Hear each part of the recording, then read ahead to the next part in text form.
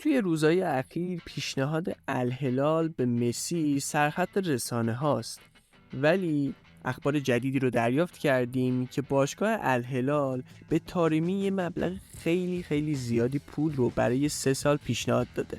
توی این ویدیو میپردازیم به حواشی این پیشنهاد.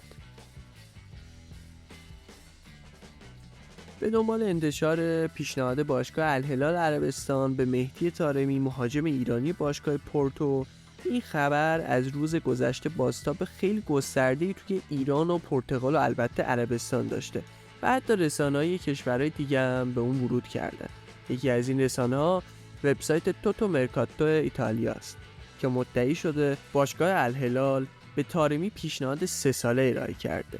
طارمی تا تابستون 2024 با باشگاه پورتو قرارداد داره و گفته میشه حق فسخ قرارداد این مهاجم 60 میلیون یوروه. از سوی دیگر بعضی از رسانه‌های پرتغالی مدعی شدن سرمربی پورتو مخالف جدایی طارمیه و برای فصل آینده هم روش حساب کرده. البته باشگاه پورتو برای اینکه از ترانسفر طارمی درآمدزایی کنه مجبور اون رو توی تابستون آینده به فروش برسونه. در غیر این صورت اگه طارمی قراردادش رو تمدید نکنه پولی به این باشگاه پرتغالی برای انتقالش به باشگاه دیگه نخواهد رسید. گفته میشه پیشنهاد الهلال برای 3 سال حضور مهاجم ایرانی در این تیم چیزی نزدیک به 1500 میلیارد تومنه.